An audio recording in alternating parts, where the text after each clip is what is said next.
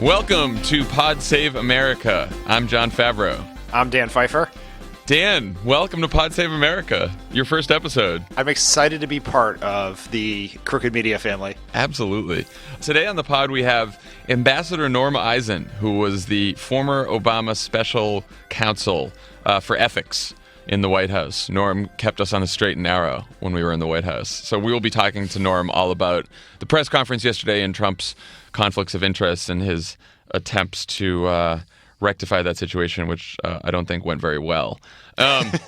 First, before we get into it, a little housekeeping. Thank you to everyone who listened, who reached out, who rated us on iTunes for our first episode. Pod Save America currently right now is still number one in the iTunes store, which is thanks to all you guys. So please keep giving us good ratings if you haven't already in the iTunes store. Tell a friend. There's still a lot of people who listen to us on Keeping It 1600 who I see on Twitter who didn't know that we've moved over yet. So still trying to get our audience back. So if you guys would tell some people to listen in if you like our program, we'd be very appreciative. Tell a friend, people. Tell a friend.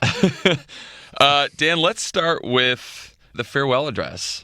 Obama's farewell address on Monday in Chicago. Neither of us were there. I was very sad about it. I know, me too. I didn't realize how sad I would be about not being there until you went on Instagram or Facebook, and basically every person we know was there, seeing people I haven't seen in 8 or 10 years. It was pretty amazing, and I was pretty sad about it. I was too. We were focused on the first episode and the launch, and I was physically happy that I wasn't getting on a plane to Chicago and staying out till 2 a.m. that night, but I was sort of emotionally depressed all day when I saw it. But I'm sure you checked out the speech as I did, and what did you think of the speech? Where'd you watch it? Did you watch it at home? Watched it at home, but then Lovett and Tommy and I had to go to a dinner for this company. And so we basically heard the latter half of the speech in an Uber on public radio on the drive to Venice. And we're silently tearing up in the Uber. That's how we heard the rest of it. Yeah, I watched it at home on 10-minute delay, so I had to put my phone away, which was actually really nice because I didn't have to be on Twitter when it was happening. Because I was waiting for my wife, who was stuck in an Uber that started going the wrong direction. So there's a lot of Uber threads here.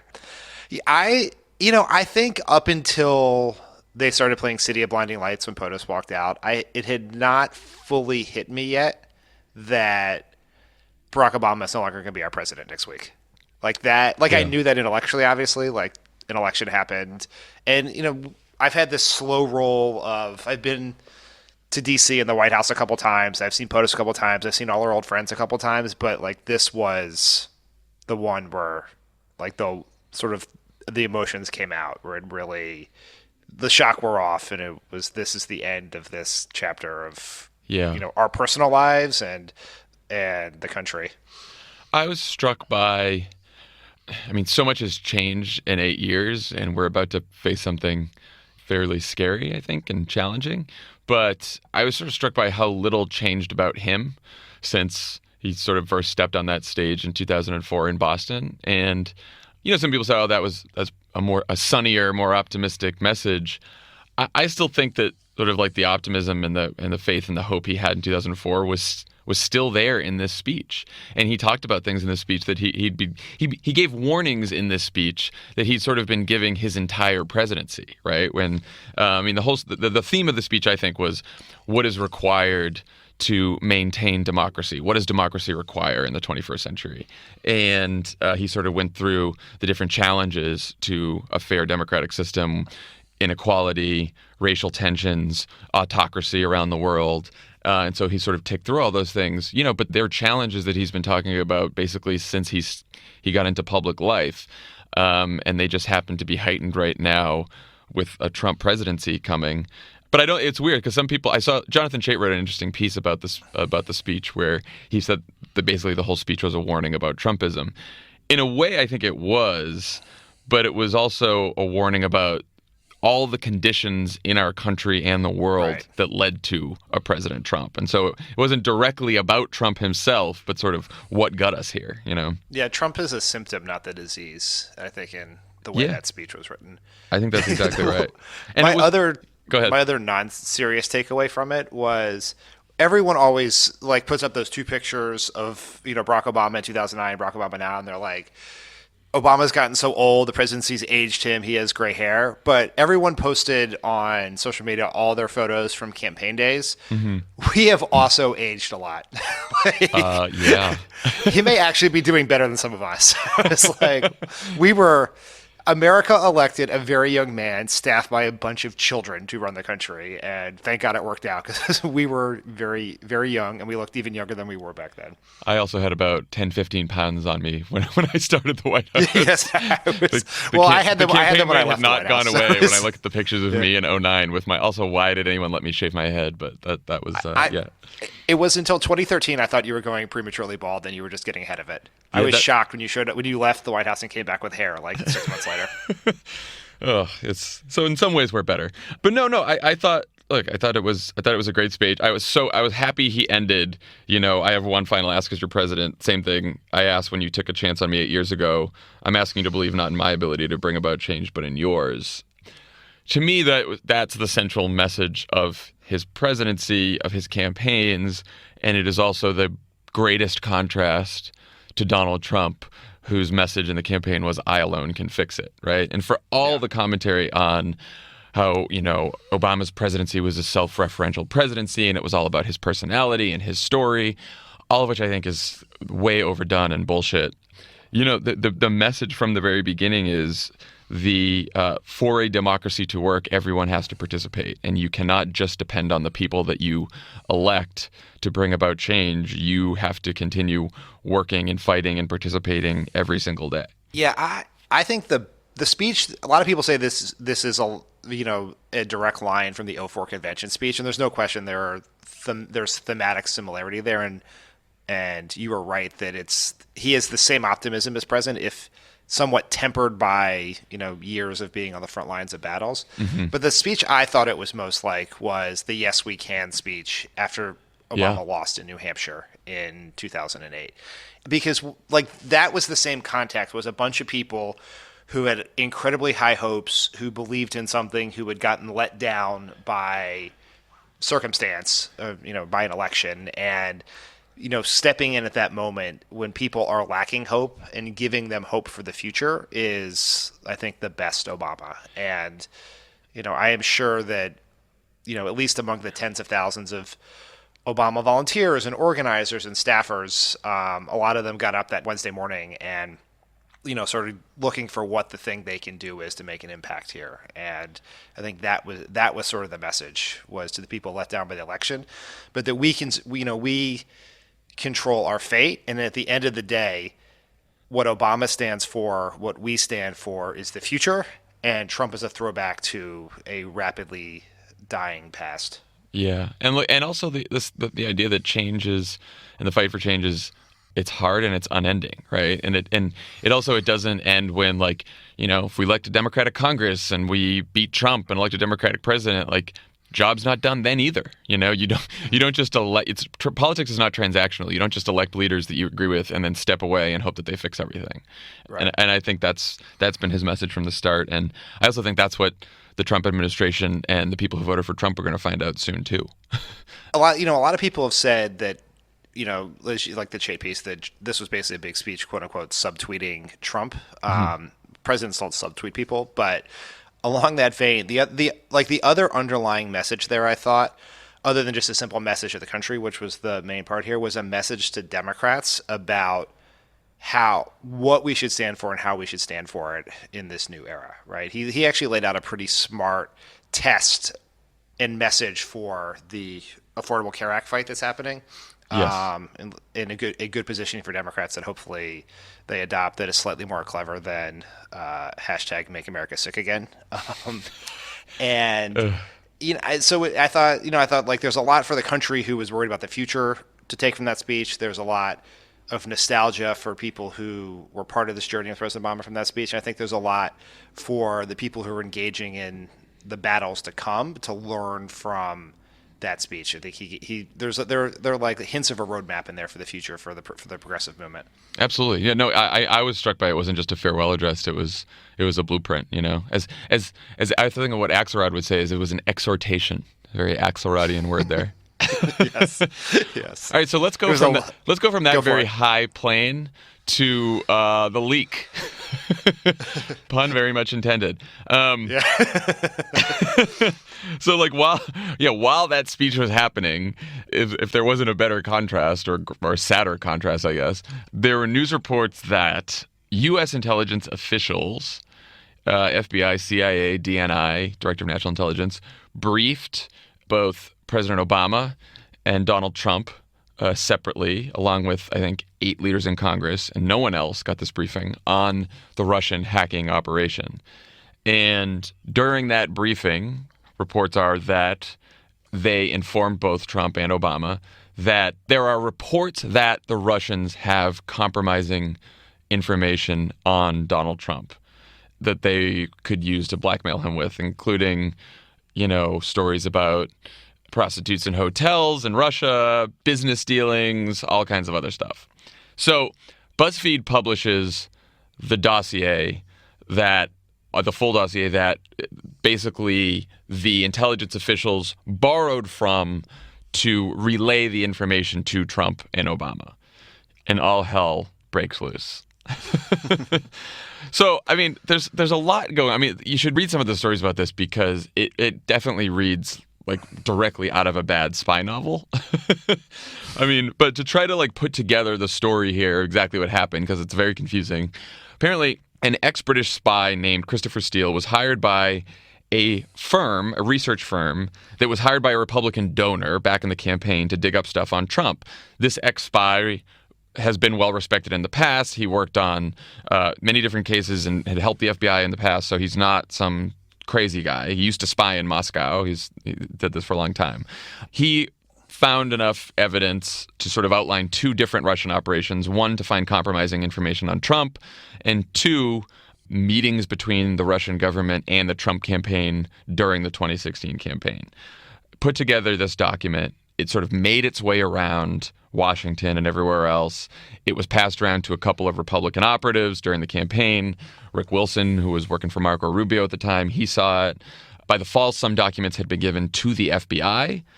It was also passed to British intelligence because the guy who did it didn't just want it to be politicized in the United States. He wanted the Brits to have it too.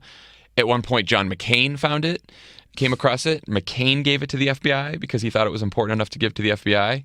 And then finally, the CIA, FBI, and the NSA found it. I don't know if they found it persuasive, and they didn't. It was unverifiable, they said, the reports in the document. They could not verify them. And there was plenty of reason to doubt their veracity. And yet, they still thought it important enough to brief the current president and the next president about. So I don't know. So I guess there's a couple questions here. One, there's been this journalistic debate. Should BuzzFeed have published the documents at all? What do you think about that? What is the crooked media position on this? So I've gone back and forth on this. Like, I think BuzzFeed was right to publish them with a fairly hefty warning, right? Which is, we cannot verify the contents of this. There's plenty of reason to doubt the contents of this document. Also, BuzzFeed did not publish it like 20 days ago when there was no news about U.S. intelligence officials briefing the current and future presidents about this, right? Like, I think if there hadn't been news that this made it to the level of Trump and Obama and that our intelligence officials found it necessary to tell them, then they didn't have a right to publish it. But the fact that we have news reports that Obama and Trump were getting this information, and the information is out there circulating around Washington, circulating around news organizations, I don't know. It seems like with a dose of caution, then you could publish it. It's a close call, but I agree it's a close call. And I will say, in the fullness of what limited self-awareness I have, that I am sure I would have a different position if this was a dossier about Barack Obama. Mm-hmm. But so, bias is on my sleeve here. But I agree with you that if it is significant enough to have been briefed to the President of the United States and the President-elect and has been written about as an existing document, I'm not really sure how someone doesn't publish that. Now we are obviously dancing around the very salacious accusations in there of what that compromising information is, and I don't know if I'm adhering to crooked media journalistic ethics policies or if you have developed those yet. But you mean the golden showers, Dan? Yes. I feel like we were compelled to make a bedwetter joke, but we'll just let that stand. A lot of people made them on Twitter for us. It was great. Yeah, that's right. Including friend of the pod, Mitch Stewart, this morning. Of course. It's a close call. I think there was a pretty interesting debate between, it was billed as an interview, but it was really a debate between Chuck Todd of Meet the Press and Ben Smith, the editor-in-chief of BuzzFeed News, about their decision to do this. And it was pretty clear from the interview that Chuck disagreed pretty strenuously with that decision. One thing Chuck said to Ben that was just wrong was he was like, "You guys publish fake news," and it's not fake news. It may be fake news. Someday we may find out that every single allegation in that document is false. Could very well be true, but we don't know that yet.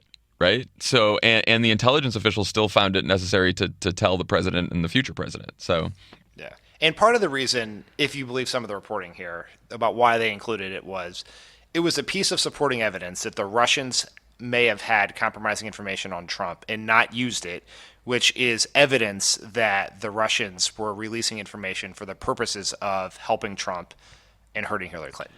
Right.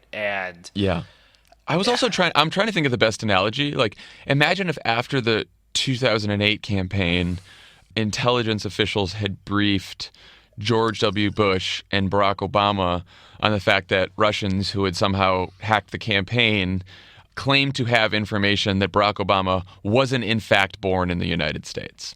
Totally uncorroborated.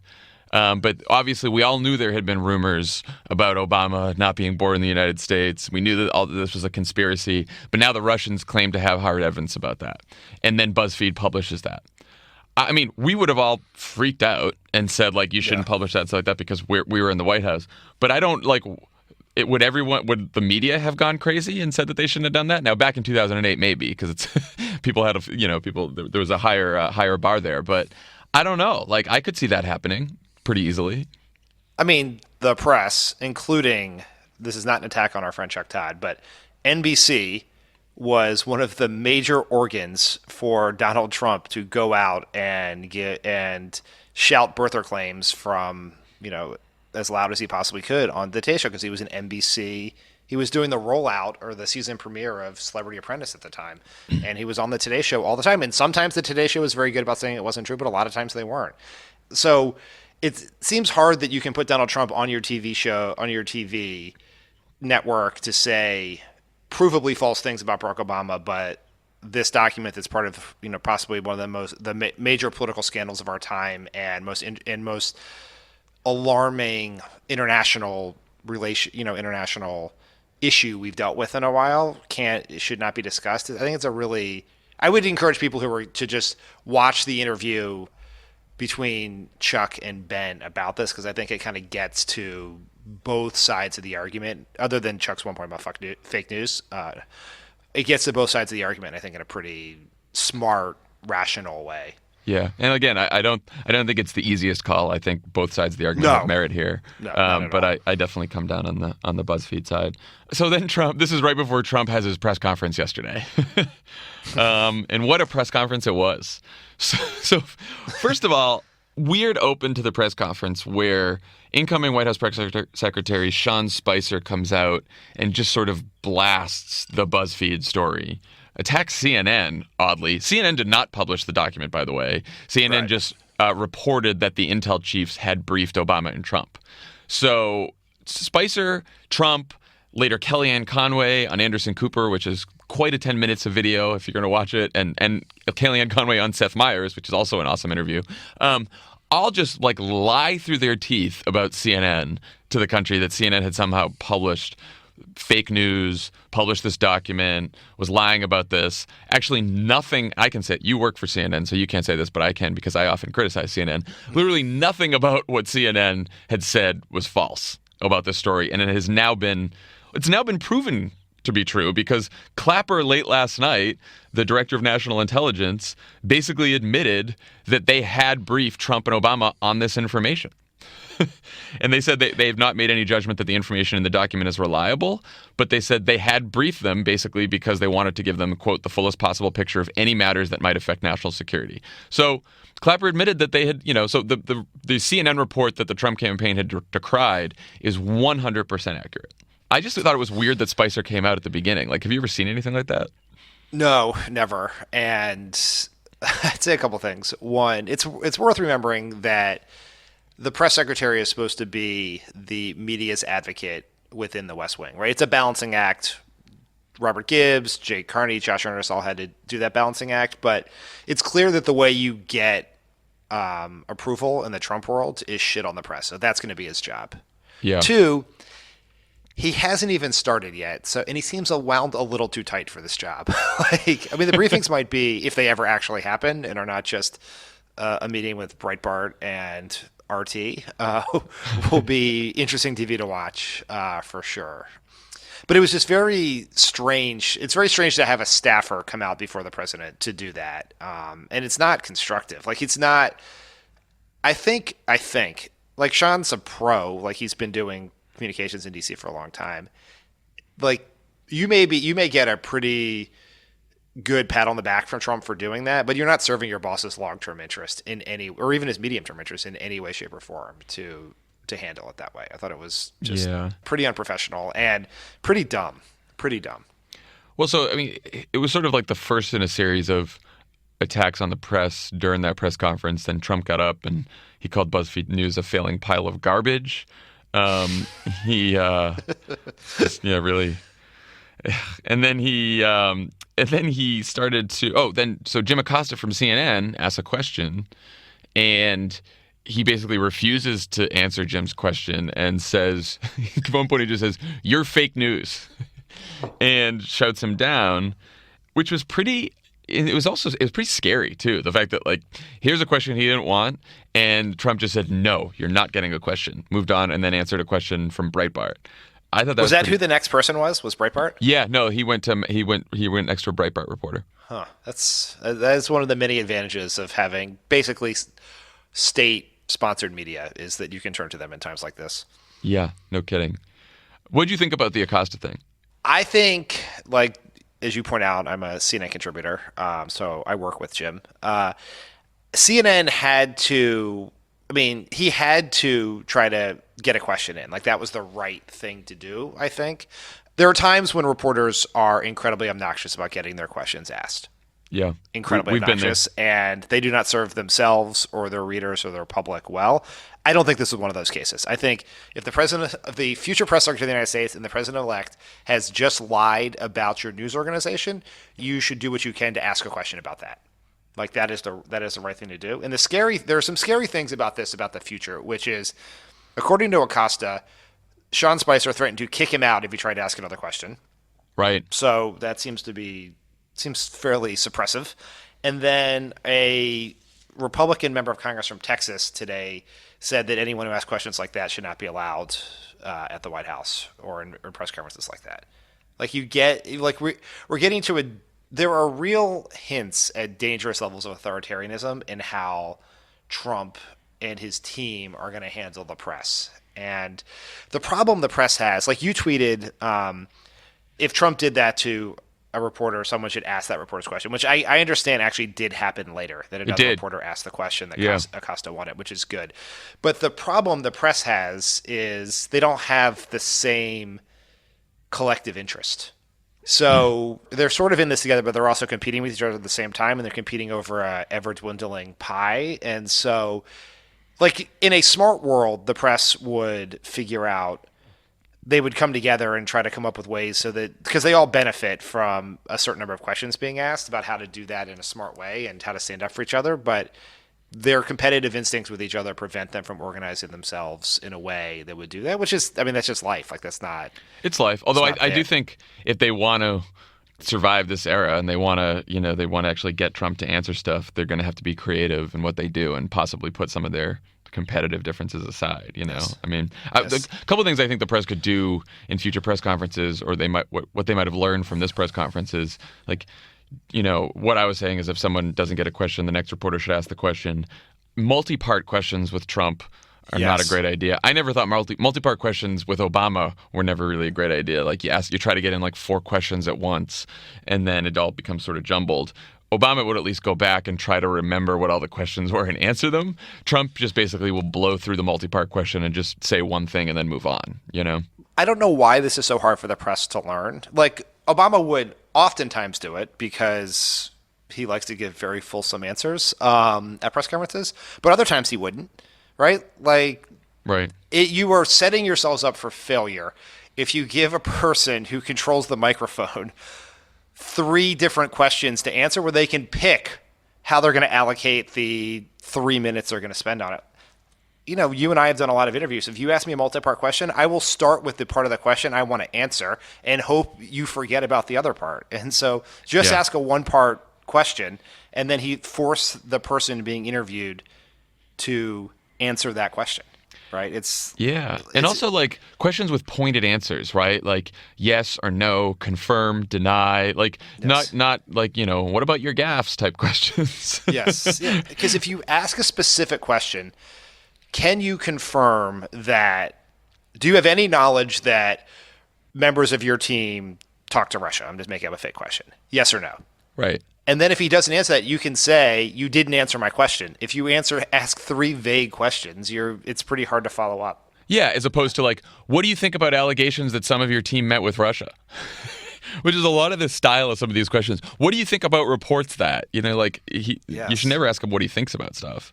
Treating the president like a pundit, it's not a good use of anyone's time. And that would always good, be the thing that would drive me crazy in the White House. He's a pundit. The press good at it. would demand a press conference, and we'd have a press conference, and it'd be a bunch of questions, the same questions they would have asked David Axelrod if he was on Meet the Press. Right? Yes. It's very true. Why? Okay, let's get to some of Trump's answers. On the Russia stuff, he basically finally admitted that Russia was responsible for the hacking, which he hadn't done in a long time. Probably called it fake news 6 times. He brought up WikiLeaks to argue that the leak was a good thing, that the leaks from WikiLeaks were a good thing in the campaign. And then he also cited Russia's denial about the compromising information as a defense, which seems odd. The other thing, it was so. The answers were insane, and people who say that he gave a good performance, as I think Politico Playbook did this morning, or somewhere in Politico. Yeah, it was Playbook. That's an insane approach, right? Like, have we lowered the threshold of expectations for Trump so low that literally not drooling on himself is success? Well, this is my problem. It's like people think that because everyone got the election wrong, that the way to get things right is to think the opposite of everything that you feel in your gut. Right? Yes. So if you look at that press conference and think that it was a complete disaster, the smart thing to do is be like, no, it worked like a charm. And it could have, but there's not necessarily evidence that it was a good performance. The reason I tweeted that about Politico this morning because there was some Trump voter called up Minnesota Public Radio this morning, was like, I voted for Trump, uncertain about my vote, and that was just the most awful performance I've ever seen. It was pathetic. Well, this Trump voter was complaining about it. You're like, you at least might want to ask people about what they thought about the performance first. And it's also, the judgment of success or failure is not in how much his poll numbers may go up in the next 5 to 7 minutes. Right. He told a bunch of lies that are going to come back to haunt him. Sean Spicer declared that Trump had never met Carter Page and didn't know who he was. Who was one of the, in this report you referenced, one of the people who was seen as a potential intermediary between the Trump campaign and Russian intelligence. Yet Trump specifically named Carter Page in the Washington Post editorial board as one of his foreign policy advisors who were helping him on matters. He told lies that are going to come back to haunt him. He made mistakes come back to haunt him. He basically set out an impossible standard for Obamacare repeal and replace. Oh yeah, let's talk about that, because I thought that was an interesting response here. So he basically said that there will be no repeal and delay, that he wants to replace Obamacare possibly simultaneously, and that he will have a plan to do so when his Health and Human Services Secretary Tom Price is confirmed. This is going to be a tricky one, right? There is you cannot replace. Now, the Republicans without Democratic votes can repeal Obamacare and are trying to head down that path right now. They cannot replace Obamacare without Democratic votes unless they eliminate the filibuster, which, 2017, nothing's out of the question. But even if they did nuke the filibuster and put a Obamacare replacement plan in place. Trump's promise to not cut Medicare, to not cut Medicaid, to have a terrific replacement that insures everyone, that makes Obamacare cheaper, that makes the health insurance cheaper, that makes premiums go down. That is next to impossible to do if he follows any of the plans Republicans have put forward, including his own plan in the campaign. No, it's not next to impossible. It is absolutely fucking impossible. It cannot be done. There is no way in which it can happen. And even if it could, you could not do it in a month. It took us almost a year to get Affordable Care Act bill to be voted on, and Democrats have been working on that project for 40 fucking years. So, yep. The Republicans have been saying they're going to come up with a replace plan every year for the last 6 years, and every year they have not done it. It is not possible, and the reason it's not possible is because of how the conservative, the Democratic caucus in the Senate was when we had 60 votes. The plan that could pass is essentially the Republican plan for universal health care. Right. It is the plan Republicans used the basis of that plan is the plan Republicans used as their alternative in the 90s against a single payer plan. And so there is not something to the right of Obamacare that can work. And the specific things they have talked about, particularly the most popular part of the Affordable Care Act is getting rid of the ban on pre-existing conditions, right? So you cannot deny someone healthcare because of a pre-existing condition. Pre-existing conditions can be anything, including pregnancy. And the most popular part by far, the only way to do that is with essentially universal coverage, where people are you need the mandate to do that. And so that will go away under every Republican plan. It'll throw the insurance markets into chaos. Healthcare costs will go up, and fewer people will be insured. And many, many, many of those people are Trump voters. Yeah, which is why Republicans are so nervous about this. But they're also stupid. So yeah, but of all the things we talk about that matter to voters, right? To me, and again, we don't want to be in the prediction business anymore. But look, there are a lot of people who, under almost any one of these Republican plans, or every one of these Republican plans that we've seen so far, would lose their health insurance. Millions of people who would lose their health insurance. Millions of people who would not be paying lower premiums, and in many cases higher premiums. So I don't know what they're going to do here. Now, this, again, and I said this on Monday, this is not to say that there are not plenty of improvements to be made on the Affordable Care Act, on Obamacare. You can have more competition in some of these markets so that premiums and deductibles aren't as high, with a public option. You can make sure people are paying less for their health care by increasing the subsidies that a lot of people are getting. You can expand Medicaid in some of the states that hasn't been expanded so that more people are covered who are low income. Plenty of ways to improve this bill. But that so far we haven't seen any proposals to that effect from any members of the Republican Congress or the Trump administration. There is no question that, and we knew this going in, and it's probably even harder than we thought it would be, the politics of healthcare, of passing a law to give people access to healthcare, are really hard. Yeah. Right. Healthcare is a very personal issue. Most people have healthcare through their employers, so it doesn't affect them directly, but gives them fear of what could happen. It is very, very hard to do. And it was the right thing to do. And I will argue till the day I die that you get elected, you build up your approval rating so you can help people, and you should spend your political capital, and giving healthcare to 20 million people is pretty hard to think of a better use of political capital than that. But the politics of taking healthcare away from people are 10 times worse than the politics of passing the Affordable Care Act. I mean, just some of the things in there are amazing. Do you think getting rid of the ban on pre-existing conditions, getting rid of purely taking healthcare away from Trump's base seems problematic. Repealing the Affordable Care Act blows up the deficit and gives a big tax cut, $7 million tax cut to some of the richest people in America. It is 1,000 campaign ads waiting to be made. And And you can say that once it happens, they'll just lie and say, oh, no, it's better. And, there'll be this whole debate again, fake news, real news, Republicans lie and say it's great. We say it's bad. But the difference here is that people are going to feel this in their own lives. When you lose health care, it doesn't matter what the news reports say or what Republicans say or what Democrats say. You're not going to have health care anymore, and you're going to be upset.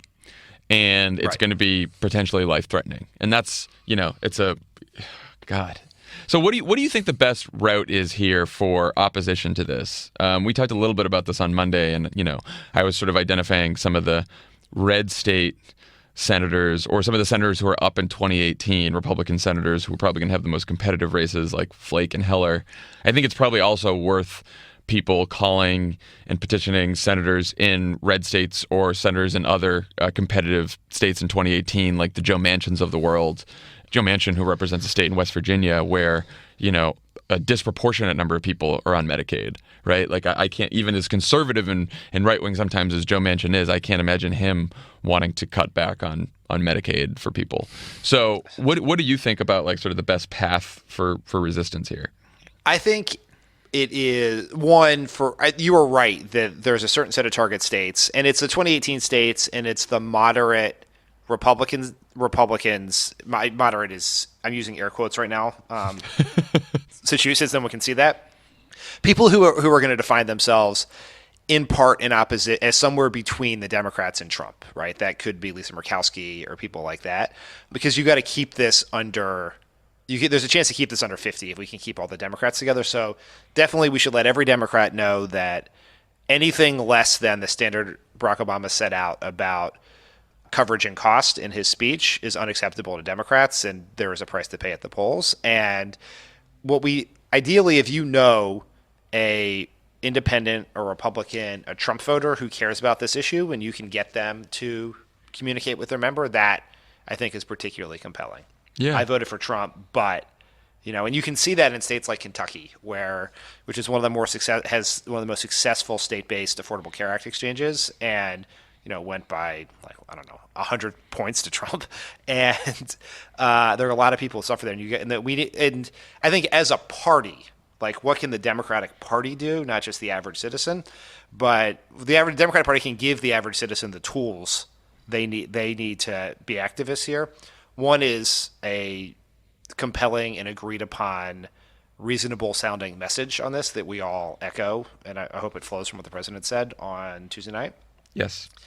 Second is we as a party, if we can find ways to highlight these voters who would suffer, who were Trump voters. They might be, the new soccer moms are Obama Trump voters, people who voted for Obama in 12 and Trump in 16.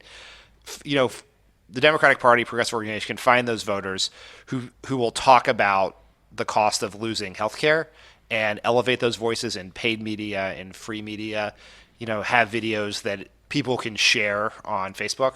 I think that's a lot of where we talk a lot in terms of citizen activism about calling your member and emailing your member, and that is very valuable because it's shocking, but it actually works because it affects the daily lives of the staffers who help the members make these decisions. Mm-hmm. But also, if you see stories about maybe, written by Crooked Media about good plug about the effects of repealing the Affordable Care Act, share those on social media. Make sure your friends and family see those. Let people know. Use your role as an influencer in your network to inform people about the actual consequences. Everyone has to be a bulwark against the fake news, disinformation, propaganda campaign that the right has gotten very good at very quickly.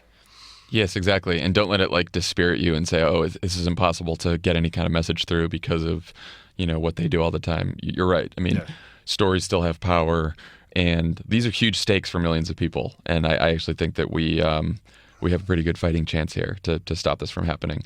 Okay, when we come back, we will have Ambassador Norm Eisen on to talk all about ethics and the Trump administration. We didn't get to that part of the press conference, but we're saving it all for Norm. So we'll have Norm on next.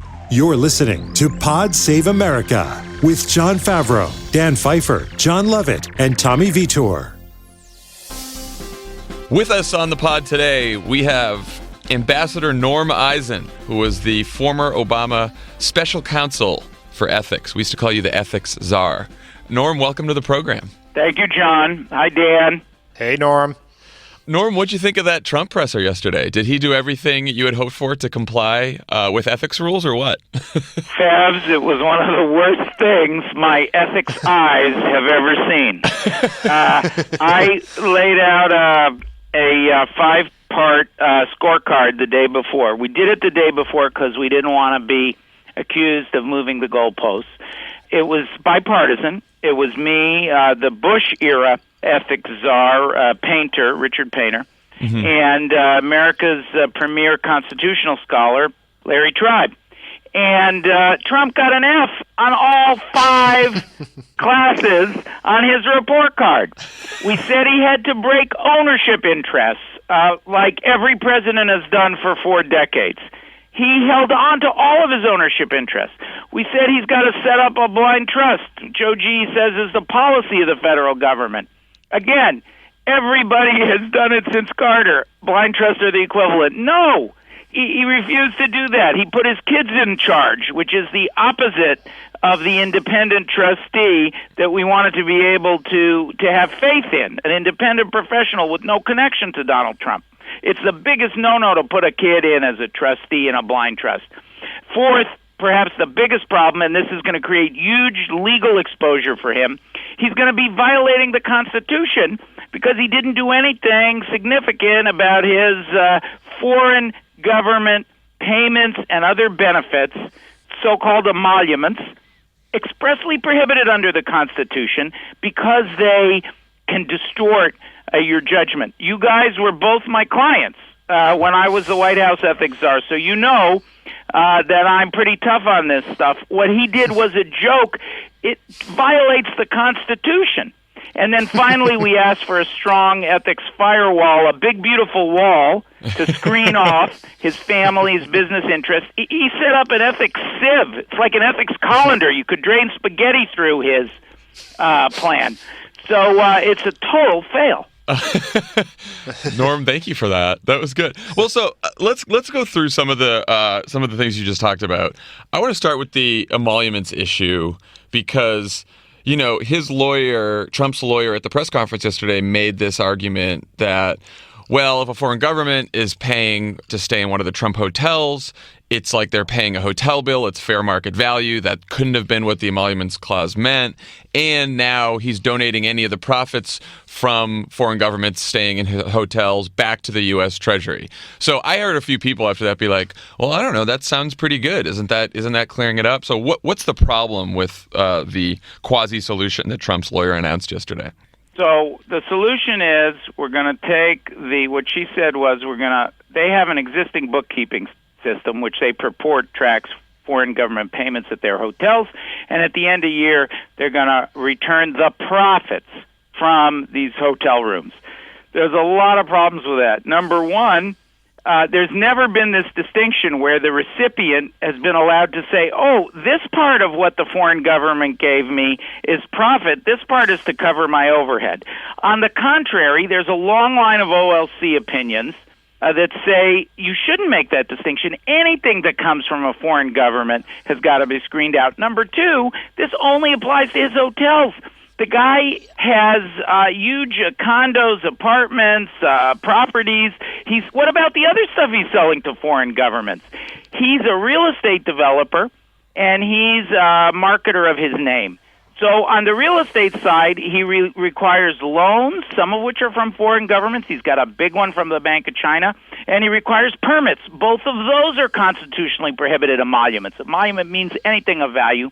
And then trademarks. On the licensing side, he's applied for dozens of those since deciding to run for president around the world. Those are emoluments. So this was, totally inadequate.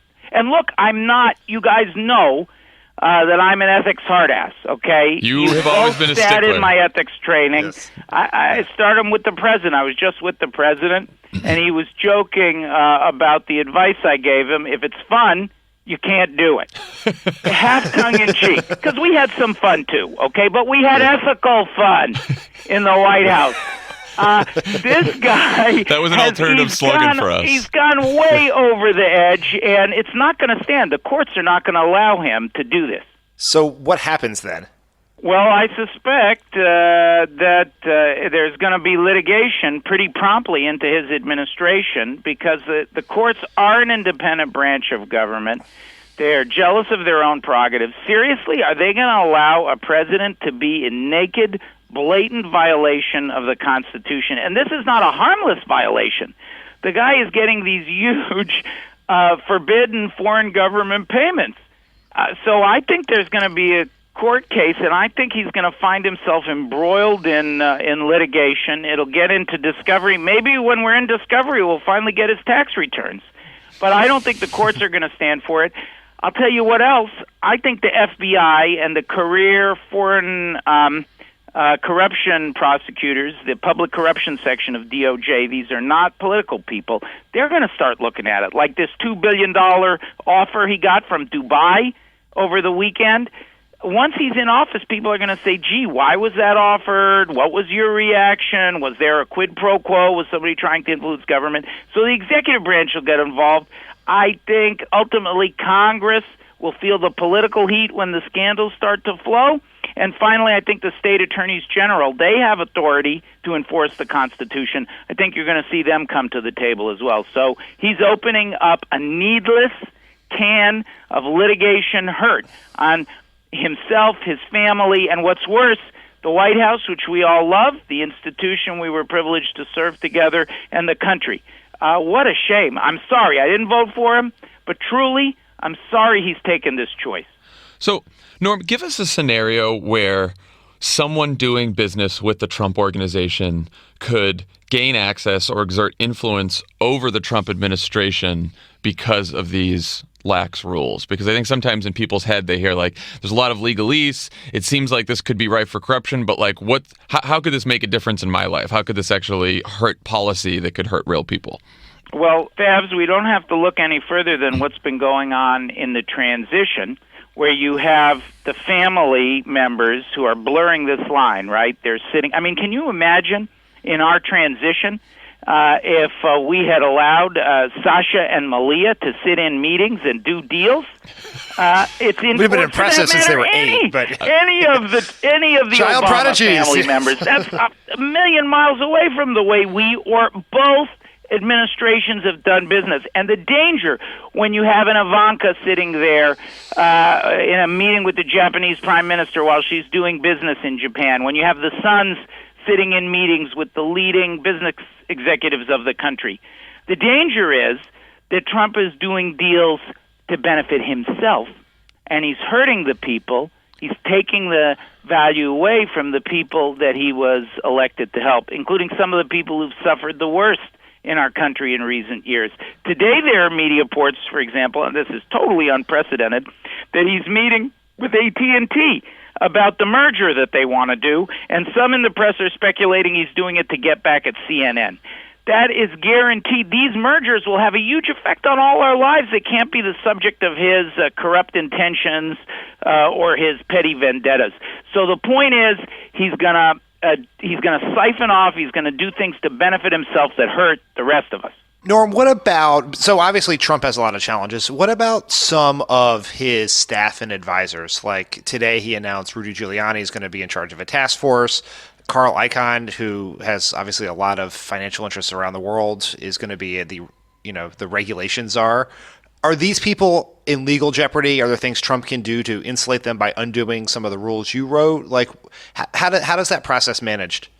Well, Dan, the Icahn example that you point to is a good one, and I want to contrast it because I don't only want to be negative. I want to contrast it with Jared Kushner. Painter and I, everything I've tried to do on this is bipartisan because people obviously know I'm associated with President Obama, with the Democratic Party. I'm proud of having worked for the president, work with both of you, and the incredible accomplishments that this administration has achieved. I make no secret about that. One of the things I'm very proud of, I know it was difficult for everybody. This hurt me more than it hurt you guys. Scandal-free White House. When is the last time we had 8 years? Trump's been in transition a little over 8 weeks. He's had more scandal than we had in 8 years in the White House because of these very tough rules. So take the Icon example. Dan, it is going to not only hurt Icon, it's going to hurt Trump, and it's going to hurt the country. Icon comes in, they have a press release, they give him an official title, they give him broad sweeping responsibilities as a special advisor, I believe, to the president for regulatory matters, and they claim he's not a government employee, he's just an informal advisor. That is not the law. It makes no sense. It's blurring lines. It appears, now we got to see what happens, maybe they'll back off, which they sometimes do when there's a public outcry. Blurring lines, how does that hurt people? First of all, Icon. If he gets inside information, he's going to be exposed to insider trading liability if he trades on it. We know he left Trump's victory party to put $1 billion in play in the stock market. Number two, Trump is liable now after the passage of the Stock Act. Trump is liable for insider trading if he gives information to Icon and goes out and trades on it. Number three, it's going to be bad for others who may be involved. It's going to be a scandal for the White House. It's going to be a distraction for the country. Again, it takes Trump away from doing the things he said he would do, helping the people. He ran on a platform of draining the swamp. He's flooding it. Now I'm going to tell you what I really think. There was one for holding back.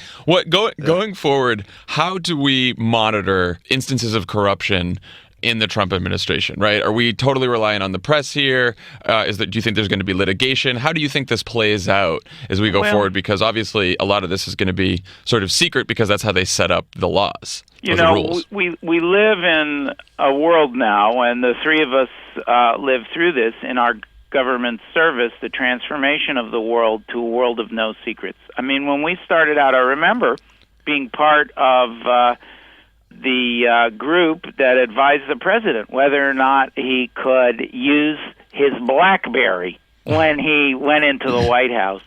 The things that have happened since with the explosion of social media, the proliferation of smartphones and other ways to tape people, the sheer volume of the leaks, the instant nature of news, the role of whistleblowers stepping up, people who see or hear things and move forward publicly with it. I don't think it's going to be possible to hide stuff. Here's some ways that I think things will come out. One, Trump himself is not very good at concealing things. I mean, I got to tell you, if I were his lawyer, I wouldn't have advised him necessarily to advertise that $2 billion offer he received as part of this press conference. My eyes popped out of my head. He was pretty proud. He was pretty proud he turned down the bribe from Dubai. So there's his proclivity for inadvertent transparency. But more than that, I think you're going to see it's been a pretty leaky Trump Tower already. This is not the group of us who were there from day one on the Obama campaign with the bonds of loyalty to the president and to each other, and the pretty leak-free White House that we managed to operate. You're going to see a very leaky, porous. It's a gang of rivals, and if Bannon thinks he can get a leg up on Priebus, that stuff's going to be leaked out. We've already seen some of that coming out of Trump Tower. Very, very leaky. The press is all over this, and not just in the United States, but globally. We're in this instantaneous connectivity. So like the India story that Trump had met with his India business partners, that was pulled off of Indian media and sent back to the United States. Yep. So I think you're going to see global stuff. A lot of FOIA. There's just been the Freedom of Information Act. That's a way you demand information from the government. The administration supported, President signed into law the FOIA Improvements Act recently. So FOIA is going to be more robust than ever. The organization that I founded, that I've now gone back to as chair of the board, CREW, the government watchdog group, is busy doing FOIA requests. Many, many others are doing the same. So FOIA will be another vehicle. And then this litigation he's opening up is also going to produce discovery. And so I don't think, maybe there'll even be a Snowden who pops up to do for Trump's tax returns what Snowden did with the NSA information. So I don't think you're going to be able to hide it. We've never been able to hide scandal since Watergate. It always comes out, and it's not going to be a pretty picture. Okay, well we'll end on that hopeful note. Norm, thank you for all the years of ethical fun in the White House. We appreciate you. I'm glad I had no assets or business interests when you were in charge of our ethics, so it was pretty easy for Jon and I. Yeah, well, I tried to impoverish you guys as completely as I could. Best of all, the president that we all serve totally committed to this stuff, and that's made a difference in having the most scandal-free White House in modern presidential history. That's an accomplishment we should all be proud of. This is true. Norm Eisen. I'm knocking on wood. We have 7 days left, so. I think we'll make it through the last 7 days, Pfeiffer. Fingers crossed. Ambassador Norm Eisen, thank you for joining, and we will talk to you again soon. Thanks, Dan. Okay, bye-bye. Thanks again to Ambassador Norm Eisen for joining us today. And again, go on, tell your friends to sign up for Pod Save America, rate us in the iTunes store or wherever you get podcasts, and we will see you again on Monday. Bye, guys. Talk to everyone next week.